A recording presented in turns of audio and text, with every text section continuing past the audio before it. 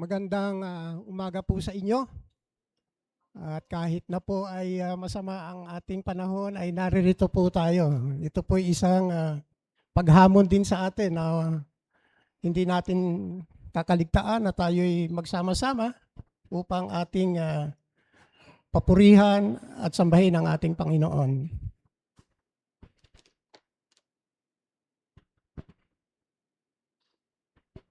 Para po sa ating mga paalala, kami po ay tumatanggap ng mga lumang gamit or non-working electronic devices such as laptops, mobile phones, tablets at iba pang gadgets. Kahit na po yung mga lumang mga gamit nyo sa bahay na pwedeng i-recycle ay dalhin lamang po natin dito.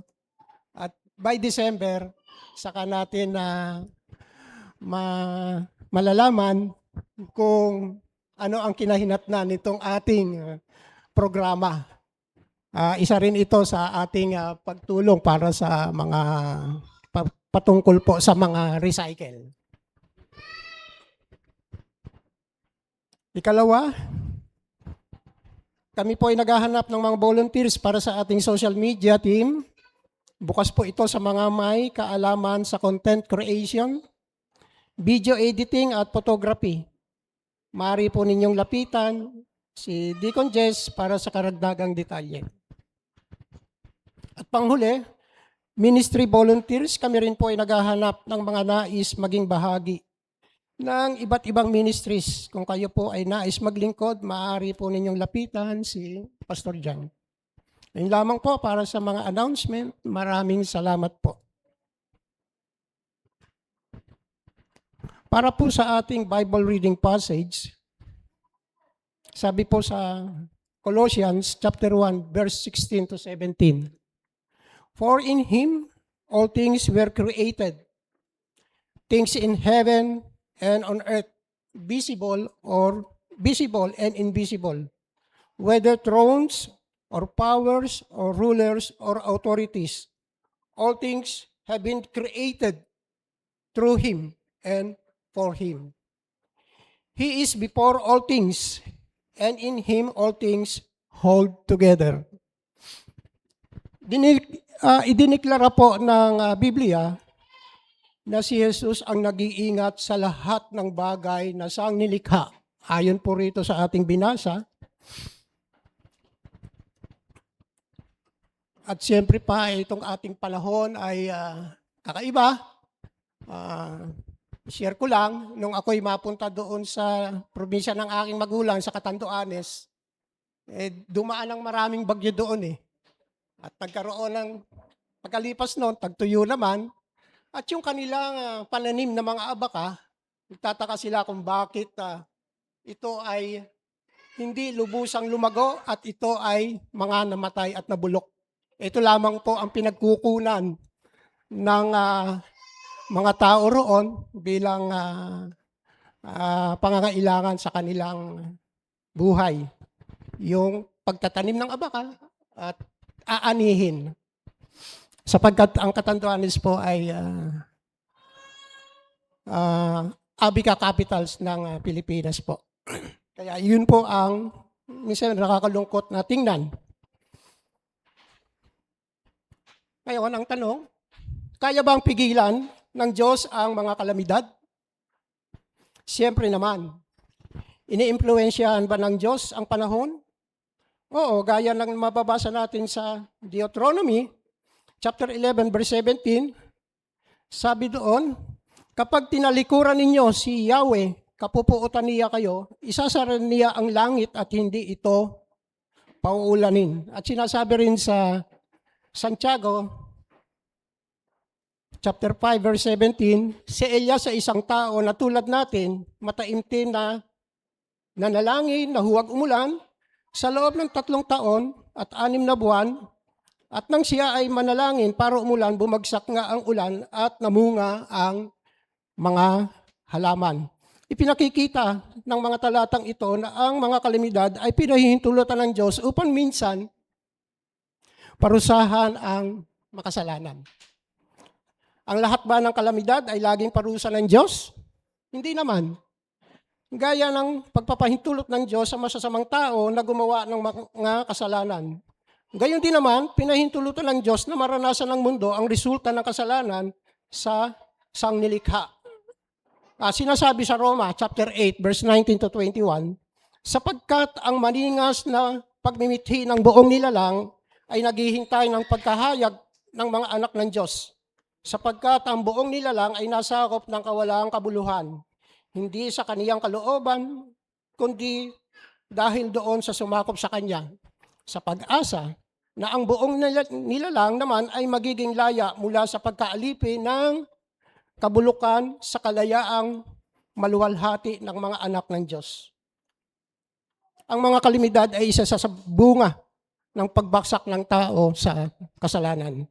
Ang lahat ng sangnilikha ay pinailalim ng Diyos sa kabiguan at walang kabuluhan. Ang kasalanan ng tao, ang pangunahing dahilan ng mga kalamidad. Life for all people means facing sufferings. Even death, we cannot escape the fact of troubles in the world. What is best for us in any situation is to seek God. Sabi sa Salmo 119 verse 2, mapalad ang sumusunod sa kanyang patakaran, buong pusong naghahanap ng kanyang kalooban. So ito po yung ating Bible reading and reflection. Tayo po'y manalangin.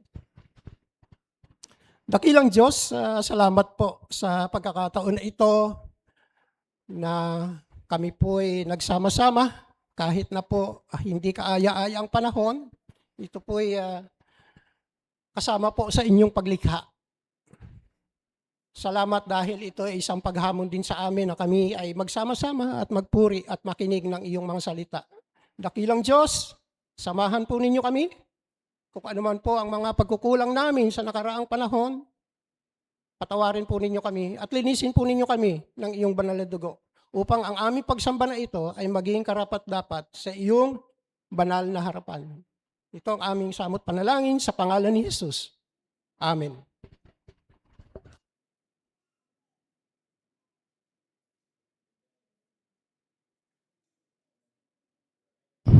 Okay. Magandang umaga po sa inyong lahat. Morning!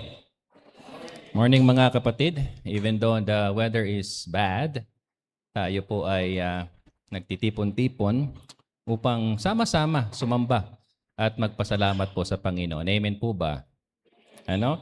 Alam nyo, napakaganda po ng mensahe na awitin po natin ngayong umagang ito. This is one of my favorite hymn. No? And ang sabi po dito sa hymn na ito, kahit tayo po ay makasalanan at hindi karapat-dapat, minahal pa rin po tayo ng Panginoong Diyos. No? Minahal pa rin po tayo ng Panginoong Diyos at nagbigay po siya ng kaligtasan sa pamamagitan po ng ating Panginoong Hesukristo. So habang inaawit po natin ang And Can It Be? Are you familiar with that hymn? And Can It Be? No? Alalahanin po natin ang dakilang biyaya at pagmamahal po ng Panginoong Diyos sa bawat isa po sa atin. So inanyayahan ko po ang bawat isa na tumayo at sama-sama nating awitin at sambahin po ang Panginoon.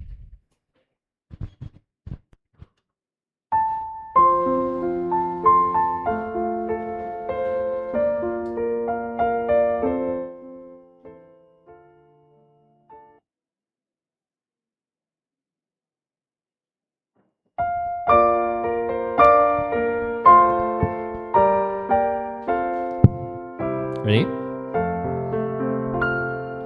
And can it be that I should gain an interest in the Savior's blood?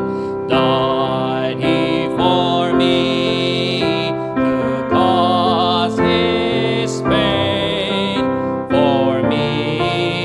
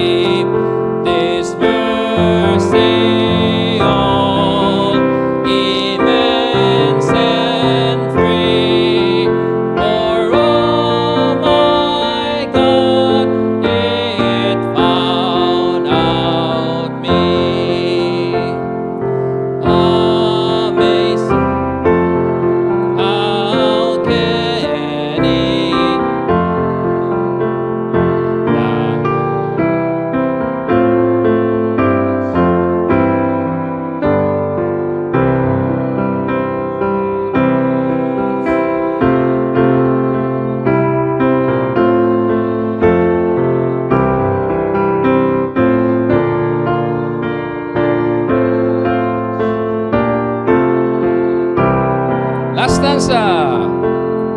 No condemnation now I dread. Jesus and all Him is mine.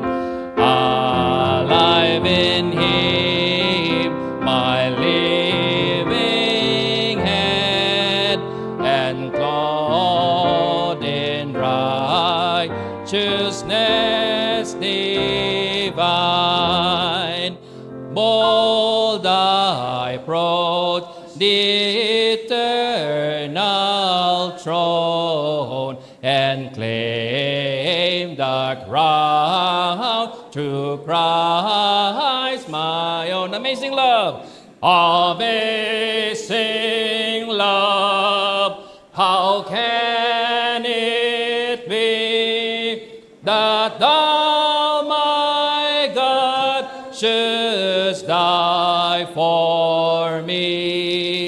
Amazing love, how can it be but thou, my God, should die for me? Amen and amen for that. Amazing love, how can it be that thou, my God, should die for me? Alright, hindi talaga tayo karapat-dapat na iligtas ng Panginoong Diyos. Pero dahil minahal niya tayo, narito ho tayo ngayon at nagsama-sama para sambahin ang Panginoon. So mga kapatid, no, bago po natin pakinggan ang salita ng Diyos, once again, alalahanin po natin ang dakilang biyaya po ng Panginoon. Tayo po ay makasalanan. Tama po ba? Tayo po ay makasalanan. Ngunit, sa pamamagitan po ni Jesus, hindi niya tayo iniwan eh. Hindi ho natin kayang i-earn yung kaligtasan sa pamamagitan po ng ating kabutihan. Hindi ho din natin kaya itong bilhin. Ano sabi ng Biblia? Ito ay regalo ng Diyos sa atin. Amen? Amen. So kaya habang ating inaawit, ito pong Amazing Grace, no? A very familiar hymn, Amazing Grace, no? Ay awitin po natin ito habang hinahanda po natin ang ating sarili sa pakikinig po ng salita ng Diyos. Let's sing Amazing Grace.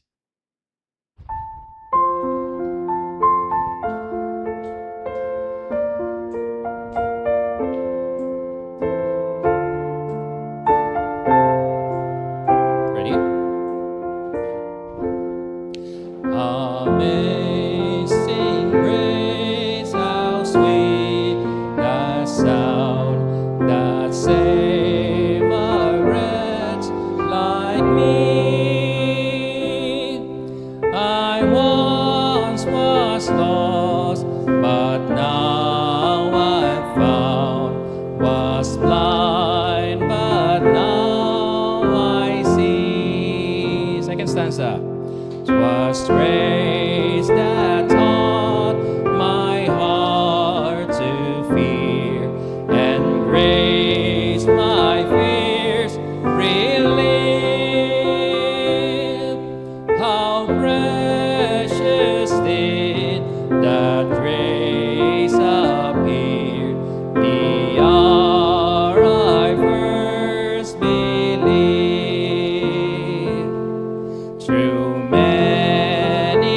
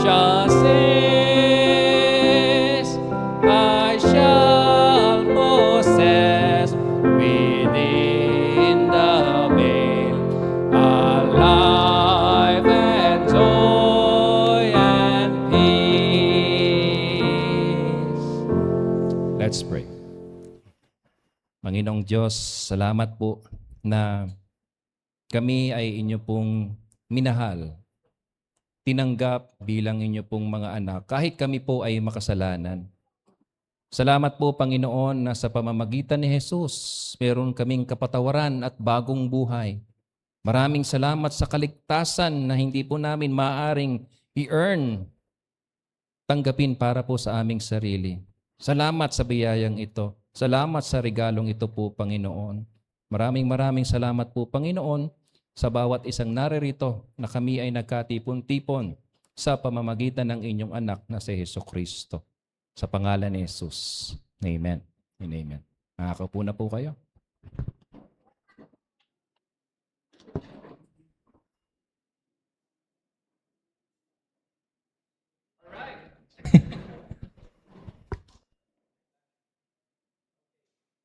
All right. So, we'd like to, if you have a first time guest this morning, it is a blessing and honor to welcome yung ating pong bisita. Nais ko pong patayuin ang ating pong bisita, si Buboy. Oh, classmate ko po siya ng high school. Salamat po at pinaunlakan nyo ang aming invitasyon na kayo po ay makasama. Sabi niyo sa akin kanina, Pastor, next week kasama ko yung nanay ko. Wow, praise the Lord for that. Amen and amen. So tayo tayong lahat at let's greet one another with a brotherly greeting. Sige, maaari po muna tayo umupo.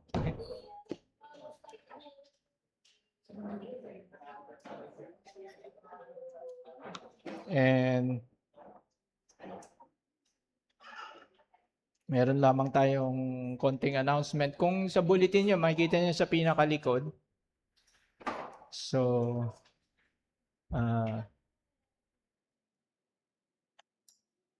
it is with every heart na ina-announce po natin yung si Deacon Leo is now with the Lord. And sabi diyan, he is a faithful servant of God. He lived a life marked by devotion, integrity, and an unwavering committed to righteousness. He loved the Lord deeply and served his church with humility and steadfast faith. Yung Makata ang tawag natin sa kanya dahil sa mga tula niya. He's a gifted poet whose words reflected the beauty of his soul, the goodness of God, and his truth and love for truth and wisdom. Through his poetry and his life, he shared a message of hope, truth, and devotion that touched many hearts. And we thank God for the life he lived, the service he rendered, and the legacy of faith and righteousness he leaves behind. Though we mourn his passing, we take comfort in the assurance of God's promises and in the hope of eternal life. Precious is in the sight of the Lord is the death of his saints. So mamaya po, if libre po kayo, punta po tayo sa cremation ni Kuya Leo. So, let's all stand as we read our passage this morning na matatagpuan sa Romans chapter 3, verse 21 to 26. So, let's read. But now, apart from the law, the righteousness of God has been manifested, being witnessed by the law and the prophets, even the righteousness of God through faith in Jesus Christ for all those who believe.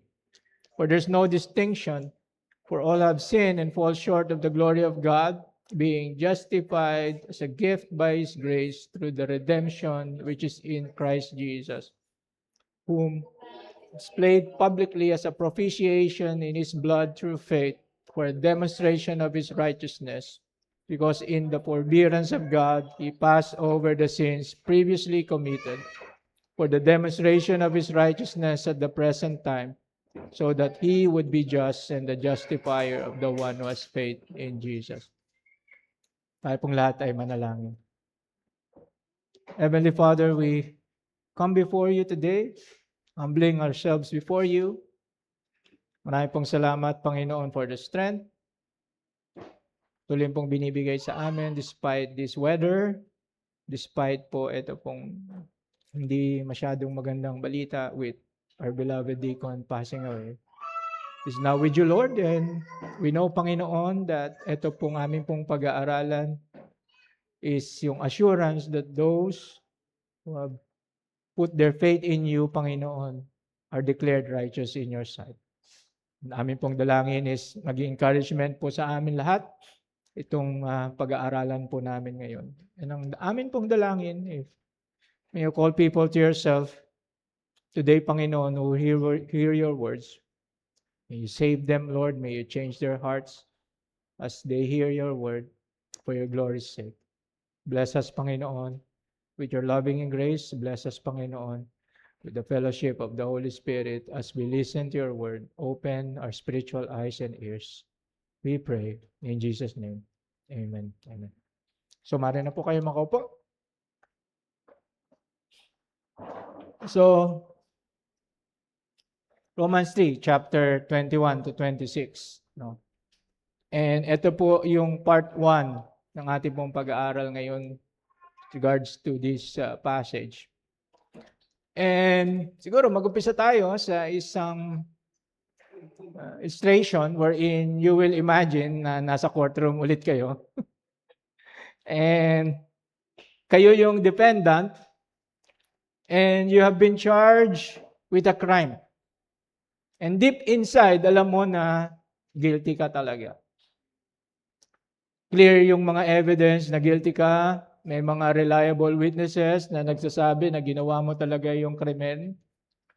I-review ng judge yung kaso mo based on the evidence na present sa kanya, and he finally announces the verdict.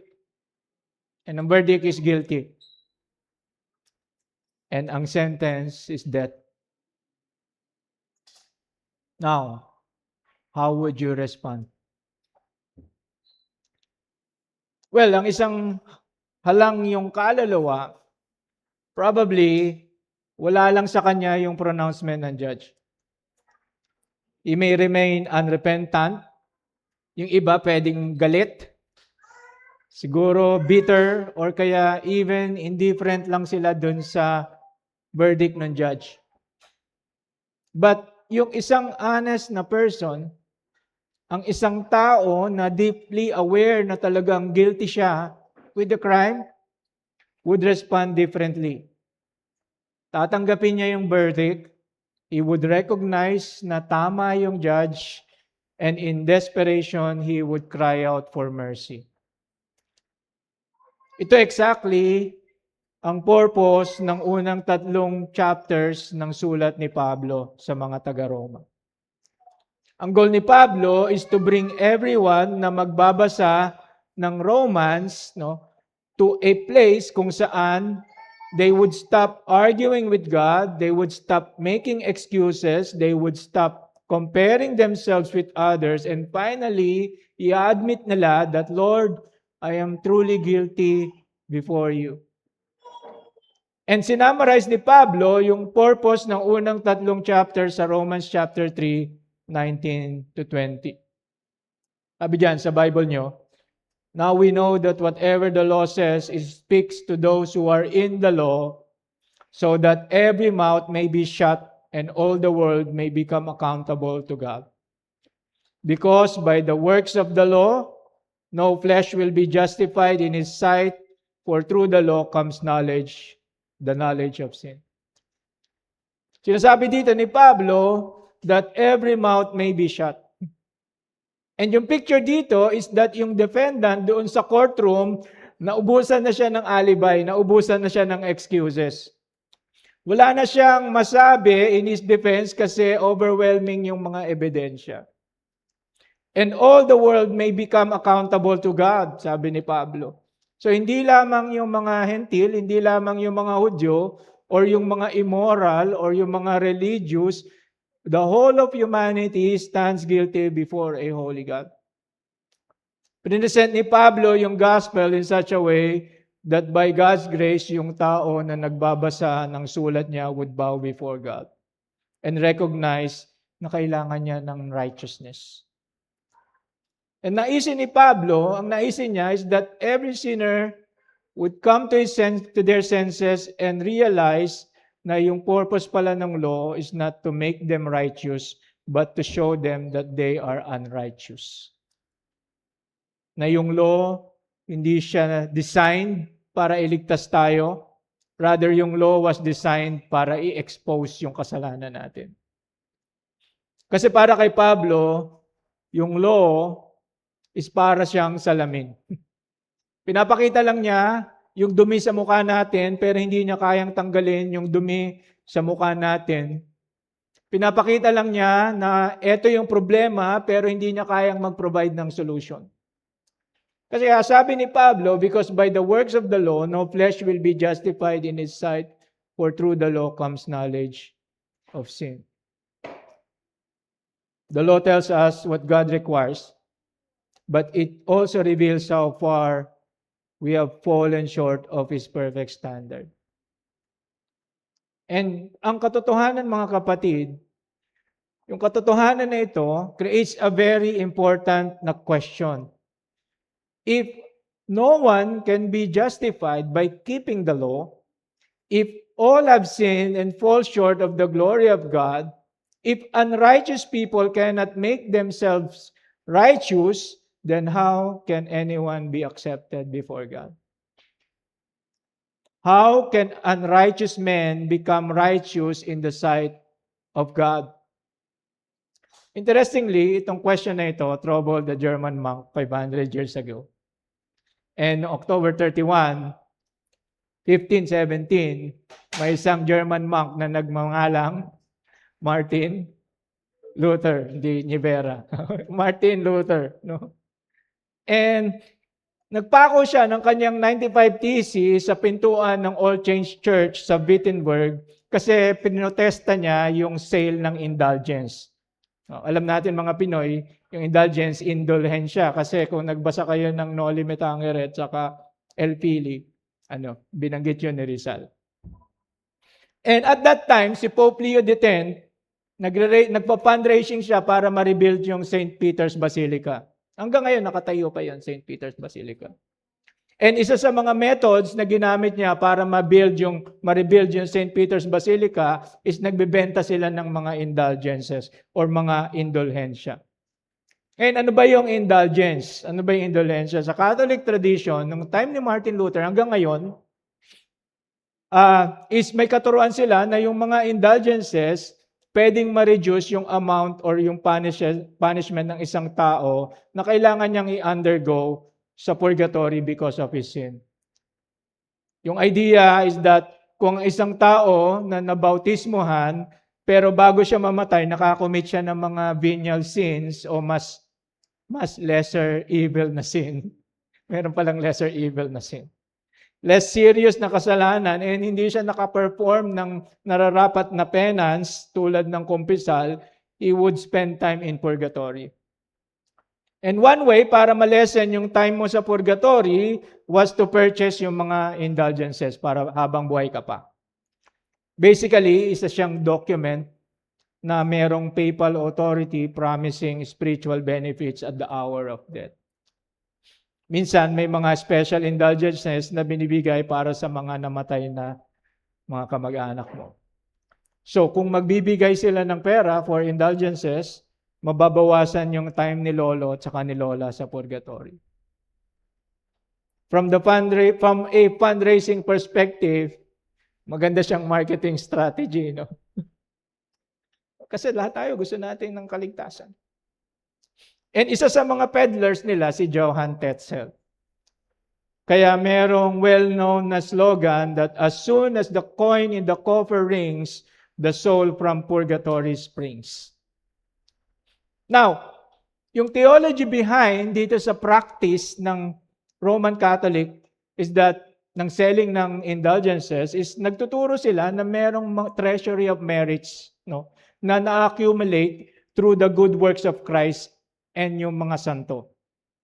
And yung Pope, meron siyang authority na pwede siyang mag-draw doon sa treasury ng merits na yon and to distribute yung treasury ng merits na yon through indulgences, no? In order to free souls from purgatory. And mga kapatid, hindi lamang ito unbiblical. Nagbibigay ito ng false assurance na ang isang pirasong papel could do what only Christ can do. So, on October 31, 1517, nagprotesta si Luther sa ganitong practice.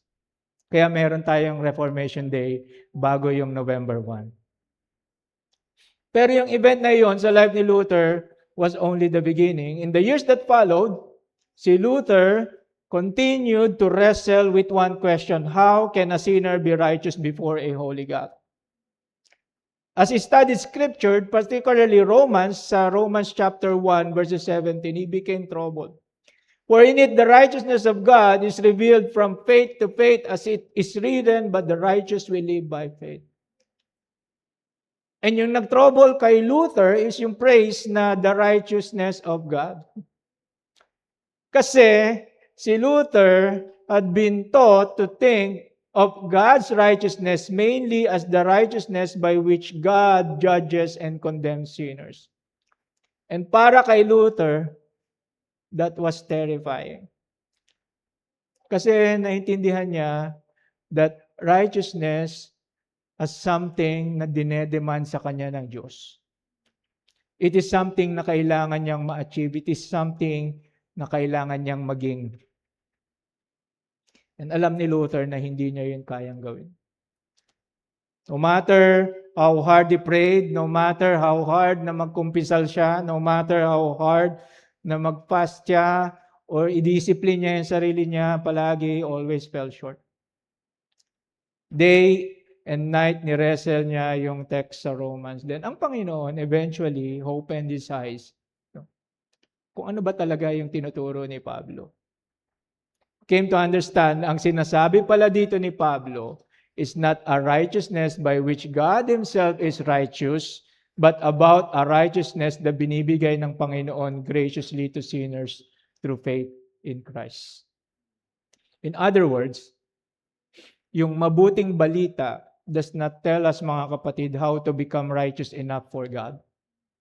Because the gospel tells us how God provides the righteousness that we do not possess. Nung binuksan ng Panginoon ang mata ni Luther, na-discover niya na yung righteousness pala revealed in the gospel is a righteousness na nanggagaling sa Diyos and is imputed to the believer through faith. Later in Romans, i-explain ni Pablo that God justifies the ungodly. God declares righteous those who trust in Christ because Christ has satisfied lahat ng demands ng law ng Diyos on their behalf. At that point sa life ni Luther, na-realize niya na yung righteousness by which he would stand before God, hindi pala sarili niyang righteousness. Para sa kanya, it is justitia aliena, no? An alien righteousness.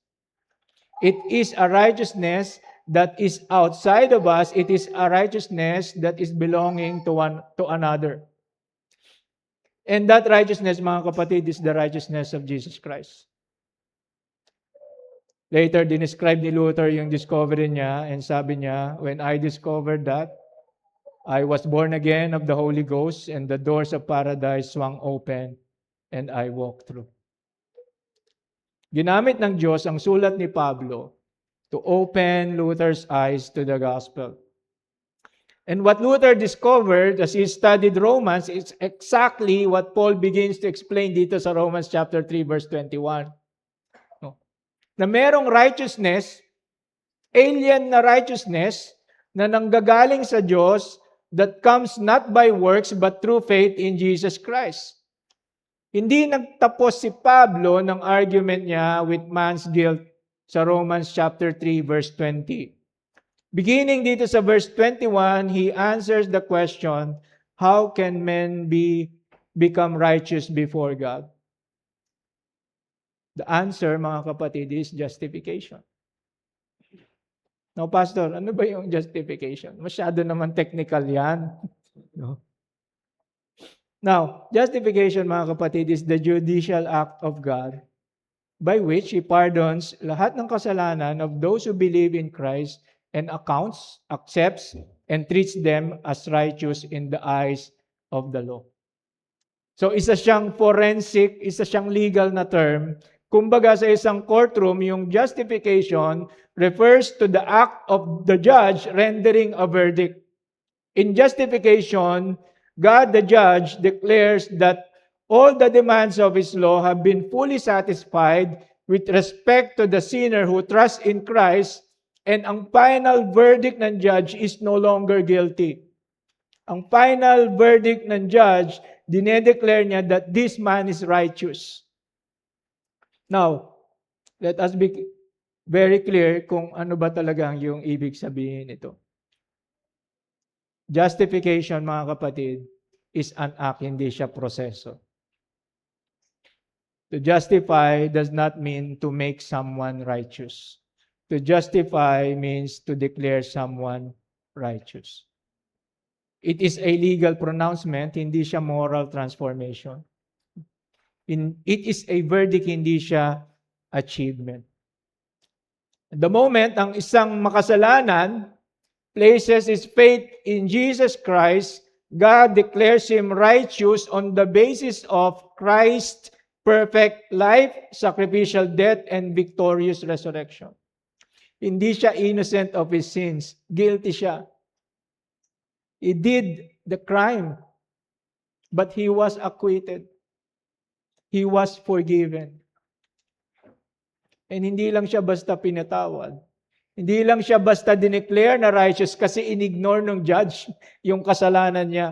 His sins were forgiven because Christ on the cross, binayaran iyon lahat in full. Kasi in Christ's atoning sacrifice, yung demands ng law and yung wrath ng Diyos was fully satisfied. Hindi lang yon, yung perfect righteousness ni Kristo, idinamit niya doon sa makasalanan. That is why we are declared righteous. Ayun yung heart ng gospel, mga kapatid. And justification is yung theme ng Romans chapter 3:21 hanggang chapter 5. Okay, sa bulletin nyo, dito sa passage natin, in Romans chapter 3, verses 21 to 6, si Pablo, in-unfold niya sa atin yung 7 characteristics of righteousness of God offered in the gospel. Pag-aaralan lang natin yung unang 3. No? Una, tingnan natin yung una sa verse 21a, na yung righteousness, unang characteristic ng righteousness ng Panginoon offered in the gospel is that it is revealed apart from the law. Sabi diyan sa verse 21, but now, apart from the law, the righteousness of God has been manifested. Isa sa mga pinakamatandang tanong historically in the Bible is tinanong ni Job. Sa Job chapter 9 verse 2, nagtanong si Job, how can a man be in the right before God? In essence, tinatanong ni Job, Lord, how can a guilty sinner stand righteous before a holy God? Papaanong yung isang tao who has broken God's law be accepted by God? In fact, ang isang honest na person na nagbabasa nitong unang 3 chapters ng Romans would eventually come to this dilemma tulad ni Job. Tatanungin niya sa sarili niya, teka lang, wait a minute, Pablo. God's righteousness demands the sinner's death, but God's love desires the sinner's eternal happiness. How can both be true?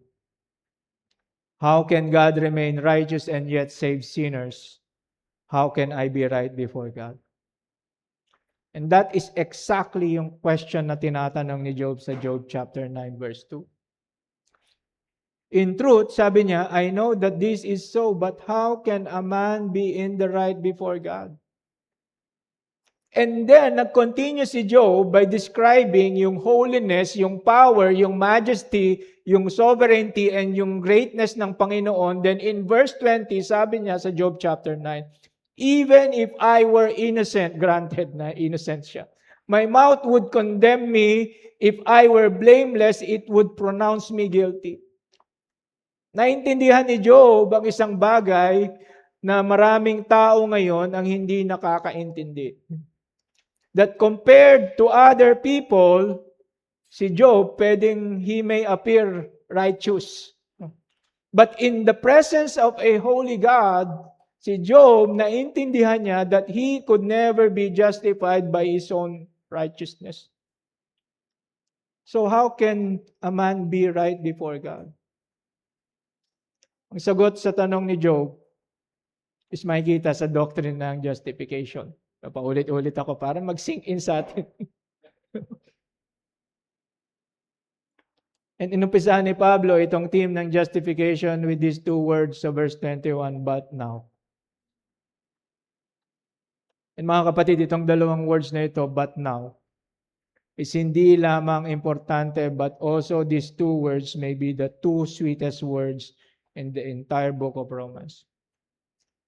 After 3 chapters of guilt, after 3 chapters of condemnation and hopelessness, si Pablo finally sinabi niya, but now. For 3 chapters, si Pablo has been talking about sin, guilt, condemnation, and judgment. Pinakita niya lahat ng Gentiles guilty, lahat ng Jews guilty, lahat ng religious, irreligious na tao, they are guilty. And ang conclusion niya sa verse 20 ng chapter 3 is that no one can be justified by the works of the law. Then suddenly, sabi ni Pablo, but now. In essence, sinasabi ni Pablo, after all the bad news na narinig ninyo, eto na ang good news. After showing us our unrighteousness, ini-introduce ni Pablo yung righteousness ng Panginoon. Sabi niya sa verse 21, but now, apart from the law, the righteousness of God has been manifested. In essence, sinasabi ni Pablo, yes, no one can become righteous by obeying the law, but now, there is this righteousness, and this righteousness does not come from you, but from God. Remember na yung phrase na righteousness of God, sa original language, may mean righteousness that is of God and from God. In essence, sinasabi ni Pablo, despite your unrighteousness, there is this kind of righteousness that is outside of you. Itong righteousness na ito belongs to God, and this righteousness comes from God. This is not a human righteousness. This is not self-righteousness. This is not the kind of righteousness na meritorious na kailangan mong ma-achieve by being religious. This is a righteousness that comes from God Himself, and dinugtong ni Pablo that this righteousness has been manifested.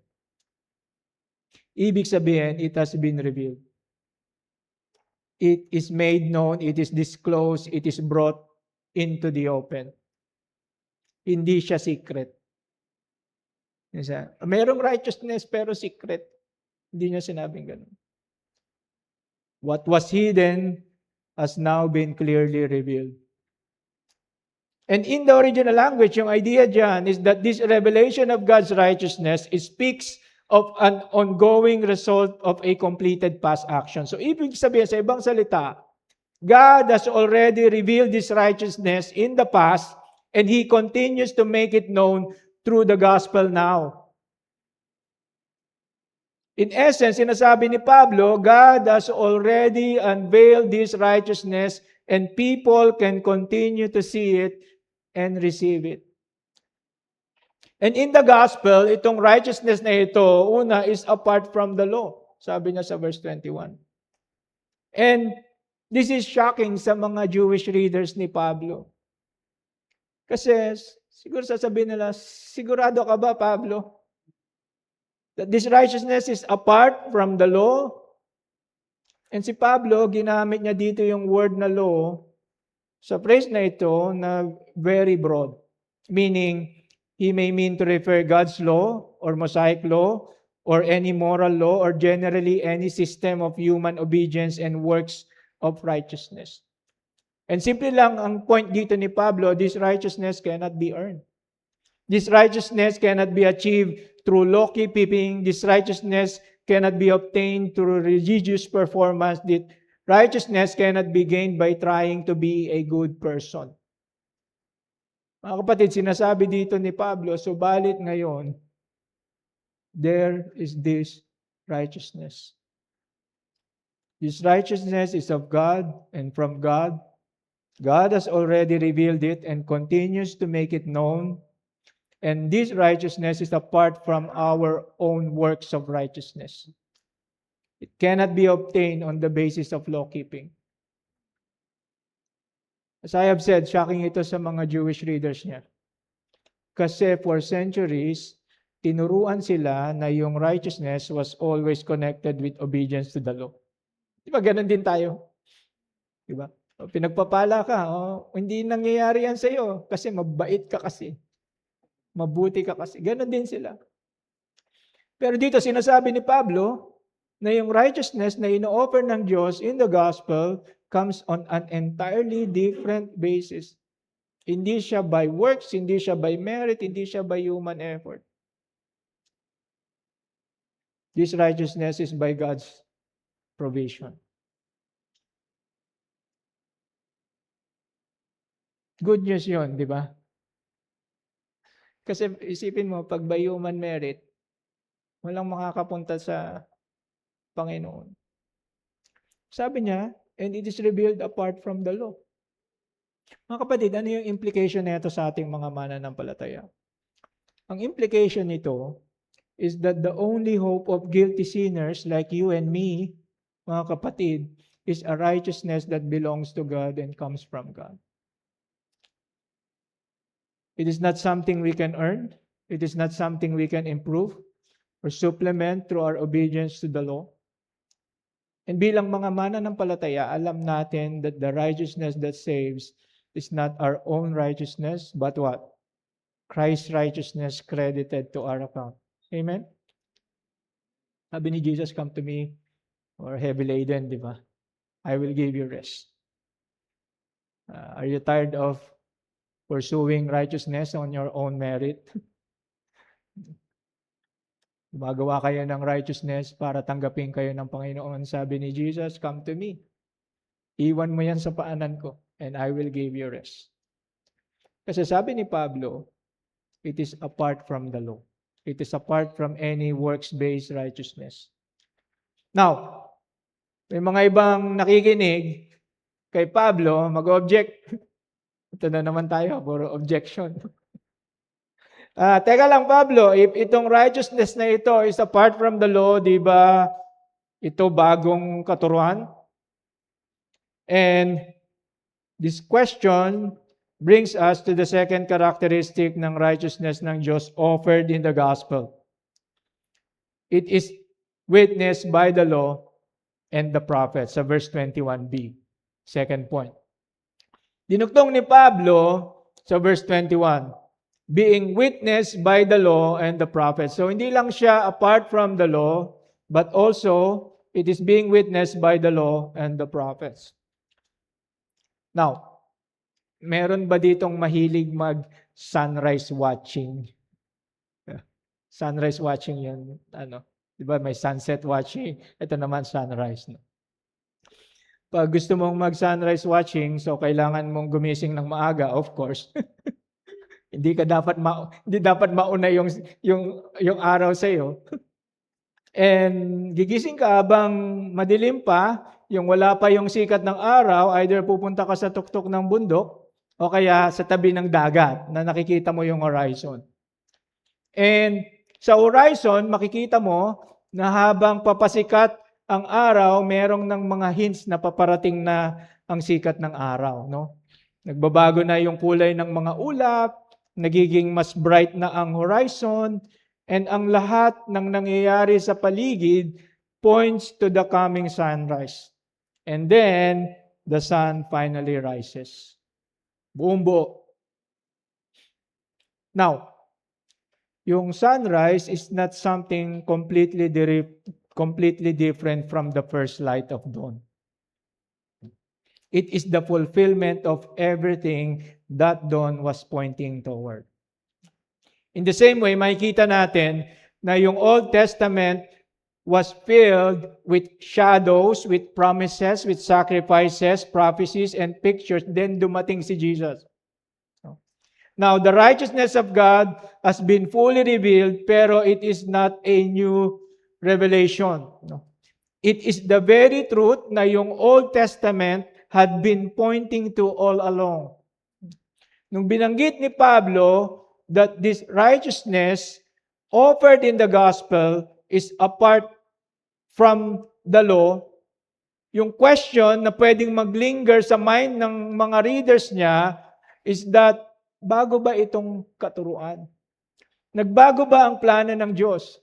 Sa Old Testament, ang understanding naming mga Hudyo is that yung righteousness is through law-keeping. Ngayon, apart from the law na, bago na ba?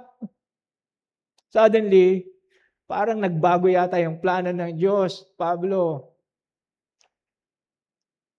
Or siguro, Pablo, may mga New Testament, hindi alam ng mga Old Testament saint, etong tinuturo mo, bago siyang idea. Ang sagot ni Pablo, this righteousness offered in the gospel is being witnessed by the law and the prophets. Tulad ng buang luwayway. Lahat tinuturo lang na paparating na yung bukang liwayway. Ganon din yung Old Testament. In other words, sinasabi dito ni Pablo that although itong righteousness na ito, na galing sa Diyos is apart from the law, as means of salvation, the law and the prophets testify to it. And sabi ni Pablo, di ba, by saying the law, di ba may law nung una, ito naman may law pangalawa. Dito naman sa phrase na ito, ibig niya sabihin is yung Torah. Ibig niya sabihin yung 5 books ni Moses. And yung mga prophets naman pertains to the writings ng mga prophets. In essence, sinasabi ni Pablo, lahat ng Old Testament saints, lahat ng Old Testament writers testifies to this righteousness offered in the gospel. So para kay Pablo, hindi ito bagong katuruan, hindi namin inimbento ito na doctrine, hindi ito something na inimbento lang ng mga apostles ni Jesus. This righteousness was promised, this righteousness was anticipated and testified to throughout the Old Testament. Sa bibig mismo ni Jesus, sabi niya sa Matthew 5:17, do not think that I have come to abolish the law or the prophets. I have come not to abolish them but to fulfill them. Para kay Pablo, hindi pinalitan ng gospel yung Old Testament. Rather, the gospel fulfilled what the Old Testament had been pointing to all along. In fact, kung pag-aaralan natin yung book ng Romans, madidiscover natin na si Pablo constantly nagko-quote siya sa Old Testament. The book of Romans contains at least 70 references or allusions to the Old Testament na kinote ni Pablo. So, that is about 20% ng entire book ng Romans. So, si Pablo, alam na alam niya yung Old Testament niya. And nakita natin ito already sa mga unang chapters. Sa chapter 1, nung inintroduce ni Pablo yung theme ng book ng Romans, he quoted Habakkuk, the righteous shall live by faith. In chapter 3, in order to prove na lahat ng humanity is guilty before God, gumamit siya ng napakaraming Psalms and Old Testament passages. Now, sa susunod na chapter, sa chapter 4, nung i-explain niya yung justification by faith, he goes all the way back to Genesis 15:6 and he uses Abraham as his example. Hindi ito bagong doktrina para kay Pablo. Hindi ko to inimbento. Yung mga New Testament writers, simply inexplain lang nila kung anong tinuturo ng mga Old Testament writers. Of course, mas naging maliwanag na. Kasi nandiyan na si Jesus. Yung mga Old Testament, ang nakikita lang nila yung mga hints dun sa horizon. Para kay Pablo, although the Old Testament and the New Testament, distinct sila na part ng Scripture, hindi sila magkahiwalay. They tell one story, they proclaim one gospel, they reveal one plan of redemption. Sa ating mga mananampalataya, actually, hindi na dapat yung surprising, di ba? Uy, ganun pala. Kasi alam natin, isa lang naman ang divine author ng Old at New Testament, yung Triune God. And ang nakakalungkot kasi may mga teachers ngayon, especially yung mga nasa hyper grace, familiar ba kayo doon? Nasa mga hyper grace na movement, na nagtuturo na yung New Testament believers, hindi na nila kailangan ng Old Testament. And yung iba, they go even so far, they even go so far as to say na yung Ten Commandments hindi na binding sa conscience ng isang believer. Tinuturo nila na yung Old Testament is about ancient law, ancient justice, while yung New Testament is about grace. They say, we are no longer living under the Old Testament, we are living in the age of grace. And mga kapatid, do not believe that lie. The God of the Old Testament is the same God of the New Testament. The grace na nai-enjoy natin in the New Testament was promised in the Old Testament. The gospel na preach ng mga apostles is the same gospel anticipated by the prophets. Hindi magkaaway yung Old Testament sa yung New Testament. Hindi natin dapat pag-awayin.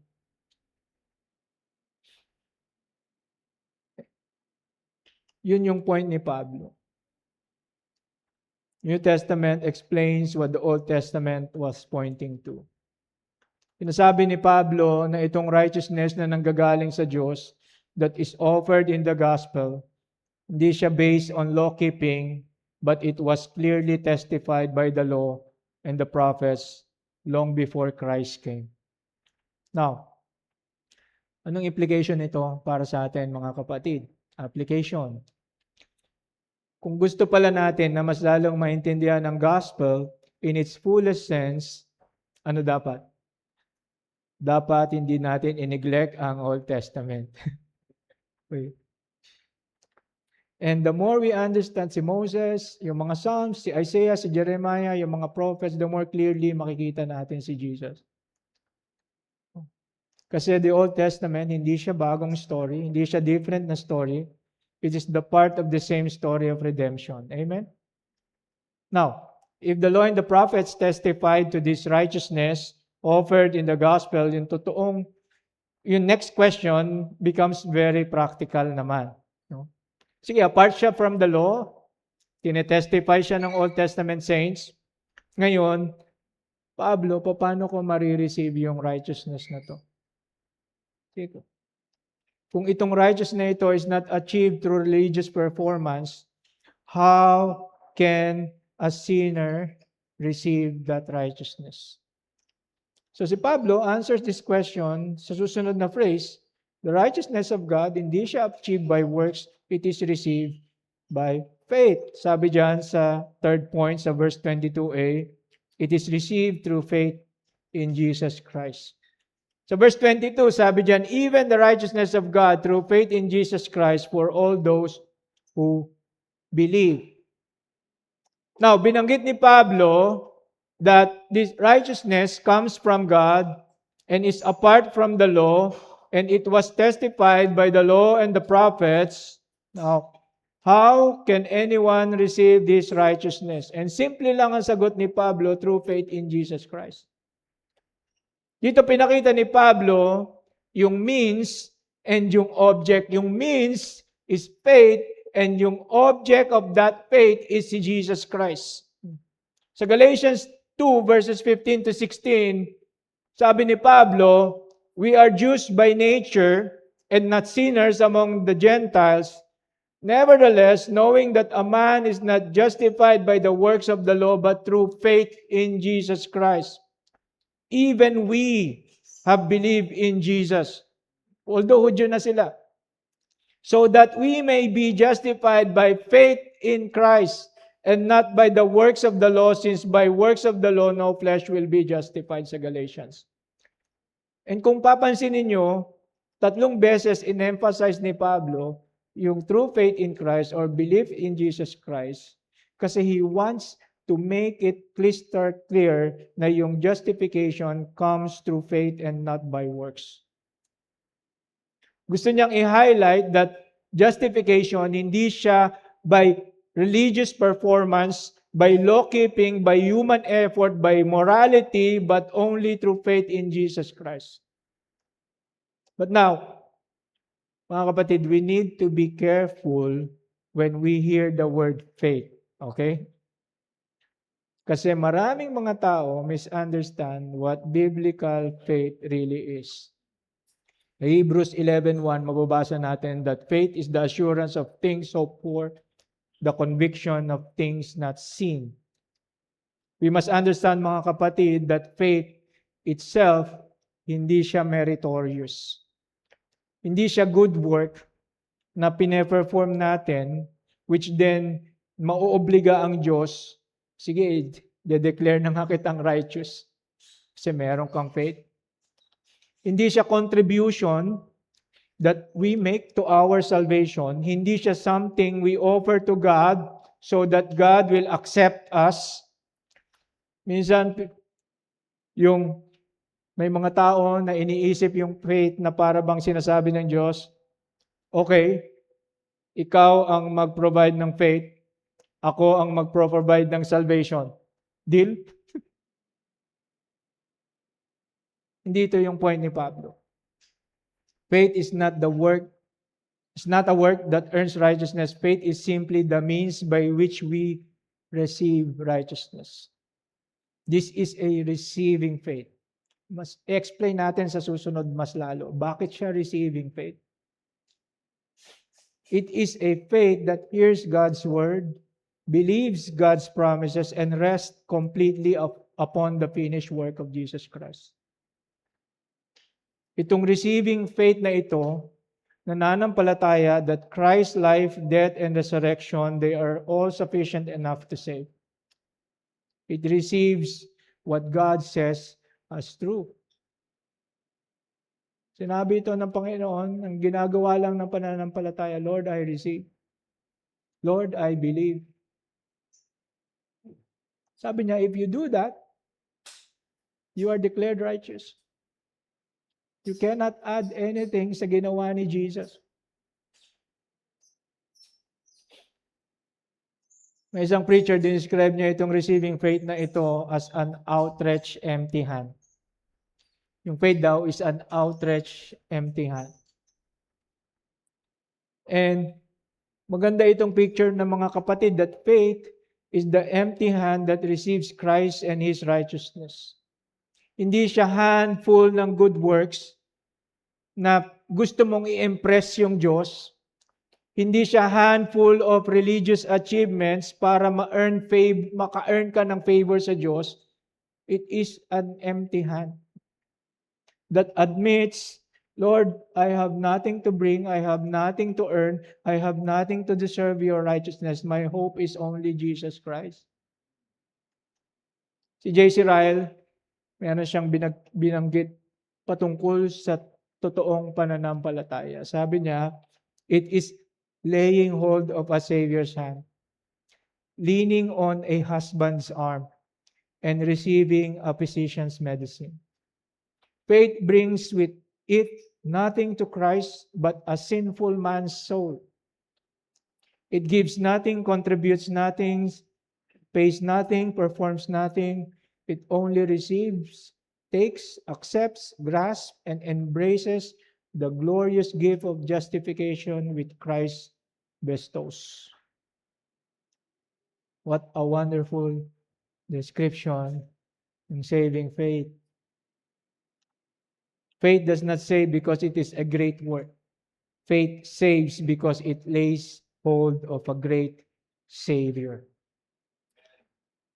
Kaya yung mga reformers were so careful na sabihin nila na we are justified by faith alone, but not because faith is worthy. We are justified because faith unites us to Christ, who alone is worthy. No?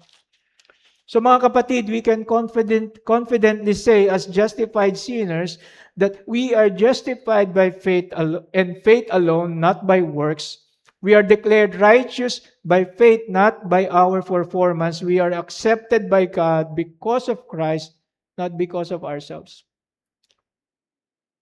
But No? And importante itong but na to, capital B-U-T, but. No? Importante natin maintindihan, not all faith is saving faith. Kasi maraming mga tao place faith in many things. Some put their faith in religion, in rituals, some in themselves. Have faith in yourself, di ba? Some in their sincerity, I'm faithfully sincere. Some in their good works. And ang issue is not merely whether a person is meron siyang pananampalataya. Ang issue is sino ba yung object ng pananampalataya mo. Kasi a person can be sincerely wrong. Kasi a person, pwede siyang magkaroon ng napaka-strong na faith, no? In a wrong thing. And the power of faith is not found in the faith itself. The power of faith is found in its object. Imagine, may isang tao nakatayo sa isang frozen na river. Pero nakatayo siya dun sa napakanipis na ice. Kahit meron pa siyang tremendous na faith. Sasabihin niya, kaya akong i-hold ng ice, kapatid. Nananampalataya ako.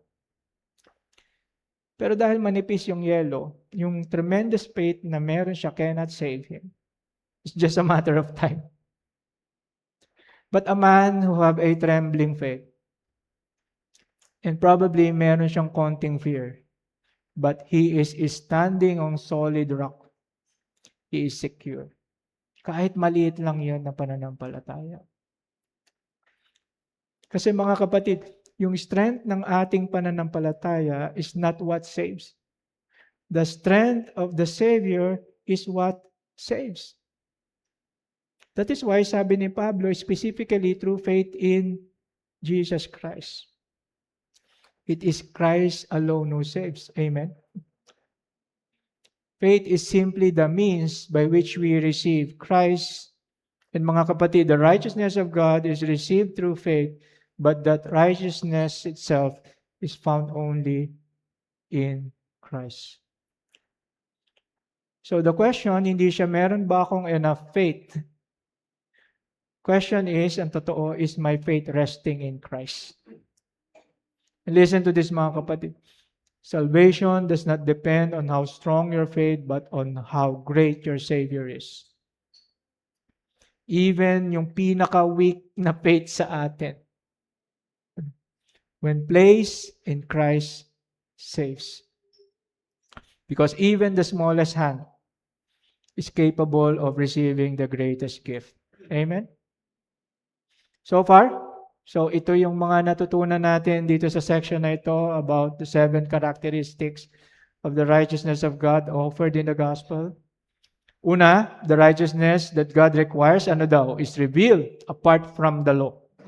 So walang amount of law-keeping, religious activity, or even good works can make us righteous before God. Second, itong righteousness na ito, it witnessed by the law and the prophets. So ibig sabihin, hindi siya bagong mensahe. Yung entire Old Testament was pointing forward to it. Pointing forward to this righteousness. From Genesis to Malachi, God was preparing the word for the coming of Christ. Pangatlo, itong righteousness na ito is received through faith in Jesus Christ. Not by works, not by merit, not by human effort, but by trusting completely in the finished work of Christ. So let me ask you this question, mga kapatid. What are you trusting in today? Or who are you trusting in today? Are you trusting in your morality, in your good works, in your religiosity? Si Pablo has spent 3 chapters tearing down every false foundation so that we build our hope only in Christ alone. The good news of the gospel, mga kapatid, is that God does not ask you to produce your own righteousness. He provides the righteousness that He requires, and He offers it freely through His Son. The righteousness that saves, hindi siya makikita within us. It is found outside of us. It is an alien righteousness. It is found only in Christ. Our hope is not that we are righteous enough para tanggapin tayo ng Diyos. Our hope is that Christ is righteous. Our confidence is not in what we have done for God. Our confidence is in what Christ has done for us. And the moment ng isang makasalanan, places his faith in Jesus Christ, God declares him righteous in His sight. What a glorious truth, mga kapatid. Amen? Now, hindi pa tapos si Pablo. Okay? The following verses that follows, he continues to unfold the riches of this righteousness. Who can receive it? Why do all people need it? Bakit ba natin kailangan yan? How was it purchased? How can God justify sinners and still remain perfectly just? So, ito yung mga tanong na sasagutin ni Pablo next week. Kaya bawal mag-absent. Okay? So next week, tutuloy natin ang ating pag-aaral. Let's pray. Heavenly Father, we thank you, Lord, for your word. Indeed, Panginoon, we are declared righteous only by faith. And this is apart from the law. Ibig sabihin, Panginoon, walang righteousness in us. That is enough, Lord, that you will declare us righteous. And it is something, Panginoon, that is witnessed by the Old Testament writers and prophets. It is not something na bagong theology. It is something, Panginoon, that the Old Testament is pointing toward to. And that is Christ, our only righteousness. Our hope, Panginoon, is only in Christ. Help us, Lord, to stand on that hope hanggang sa araw, Panginoon, that you will call us home, or until sa time, Panginoon, that you will call your church. Until then, Lord, help us persevere in our faith and stand this wonderful truth of justification, that we are declared righteous through faith in Jesus Christ alone. This is our prayer, Lord, in Jesus' name. Amen. Amen.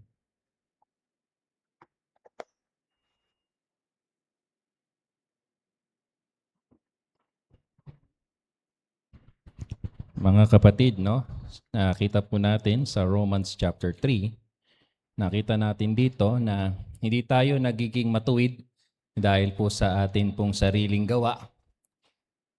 Hindi dahil din po sa ating sariling kabutihan, kundi sa pamamagitan ng ating pananampalataya po kay Hesukristo. Lahat po tayo ay makasalanan, tama po ba? At walang may pagmamalaki sa harapan po ng Diyos. Tama po ba? Pero dahil sa kanyang biyaya at ginawa po ni Kristo doon po sa cross po ng Kalbaryo, tayo po ay nagkaroon po ng kapatawaran at nagkaroon po tayo ng bagong buhay. Kaya napakaganda po ito pong hymn of response natin na atin pong aawitin. Dahil ipinapaalala po dito, ang title po nito is, My Hope is Built on Nothing Less. Are you familiar with that hymn? No? My hope is built on nothing less. So ipinapaalala po ng awit na ito, ng hymn na ito, ng ating pag-asa po ay hindi po nakabase sa atin pong sariling gawa. Hindi po ito dahil po sa achievements natin, hindi po dahil ito sa ating katayuan sa buhay, hindi dahil ito po sa ating mga lakas. Ang sabi po ng awit na ito, kung hindi ang ating pong pag-asa, ang ating pong pundasyon ay na kay Kristo lamang. So habang inaawit po natin ito pong ating hymn of response, ay gawin po natin itong personal na declaration. Ang sabi po ng first stanza, My hope is built on nothing less than Jesus' blood and righteousness. I dare not trust the sweetest frame, but wholly lean on Jesus' name. So mga kapatid, tayo po tayong lahat. At sama-sama po nating awitin, My hope is built on nothing less.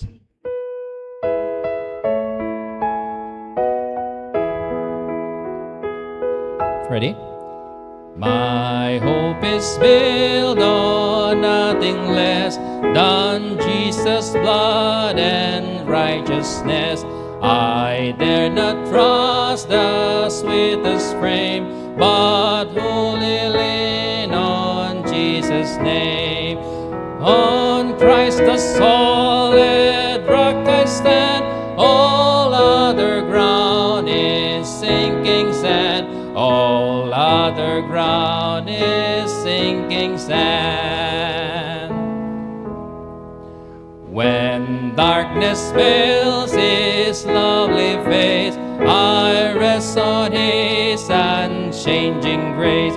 In every high and stormy gate, my anchor holds within the veil. On Christ the solid rock I stand, all other ground is sinking sand. All other ground is sinking sand.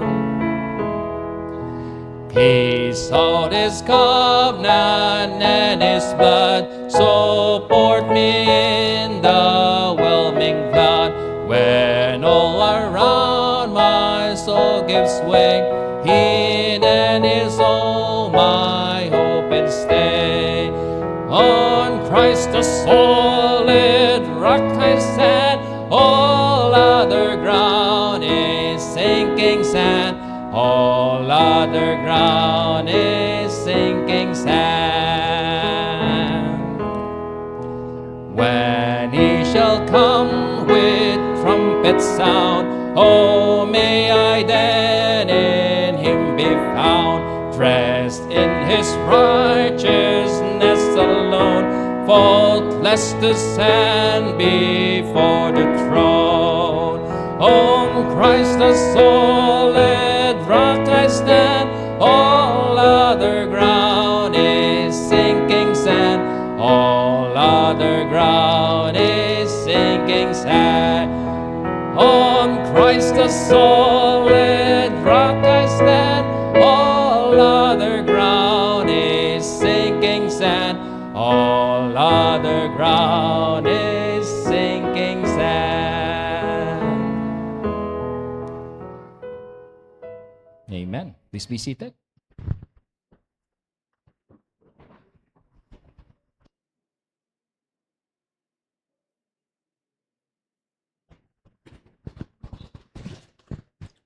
Mga kapatid, handa po natin ang ating sarili sa pagbabalik ng mga biyaya sa ating Panginoon.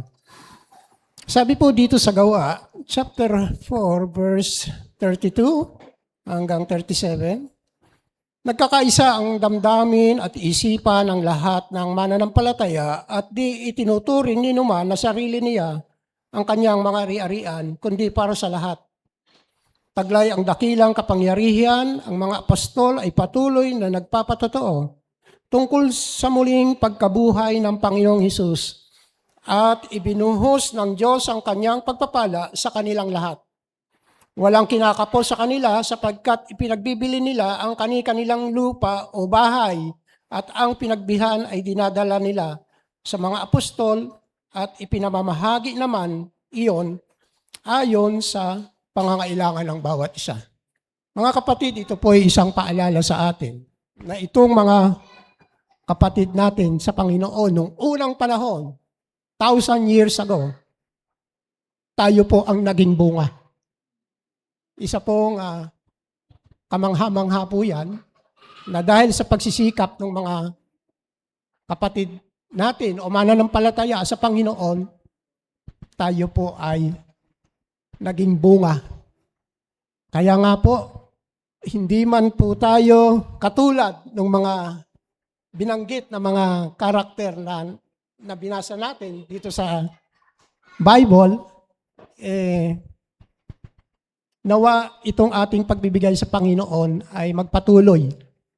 Dahil ito ang layunin ng ating Panginoon na siyang nagmamay-ari sa atin, siya ang nagmamay-ari ng ating ginagalawan at yang mga pag-aari natin ay kanya ring mga pag-aari.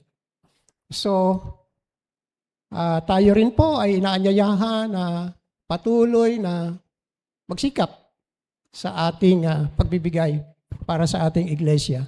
At paalala rin ni Pablo sa mga taga-Corinthian, sabi sa 2 Corinthians 9, chapter 9, verse 7, magbigay ang bawat isa ayon sa ipinasiya ng kanyang puso.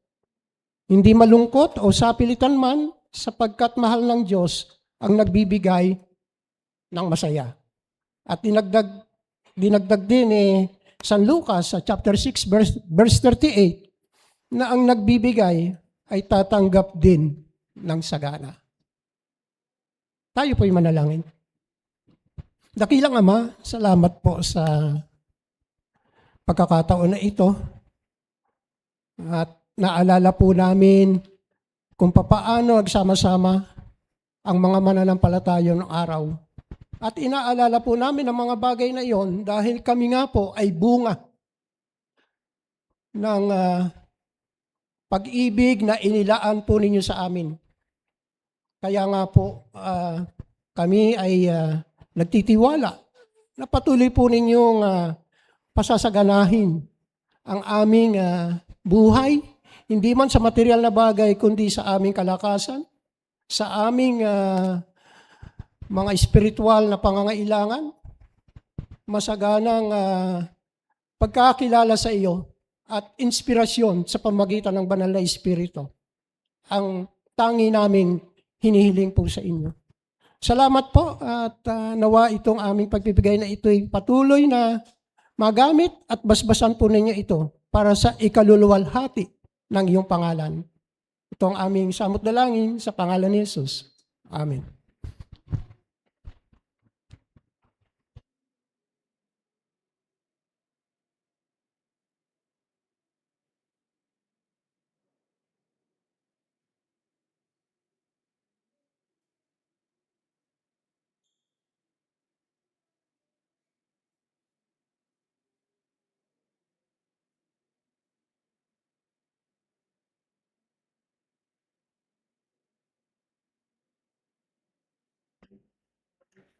Tayo pong lahat ay tumayo as we close our worship service in prayer.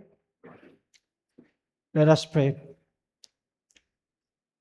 Panginoon, marami pong salamat sa biyaya mo po sa amin. Marami pong salamat, Lord, sa iyo pong bugtong na anak who lived a perfect life, who died, Panginoon, a shameful death, who rose, Panginoon, a victorious resurrection. And Panginoon, na sinabi mo sa iyong salita that anyone who puts his faith in Christ are justified before you. They are declared righteous, not because of our own righteousness, but only because of the righteousness of Christ.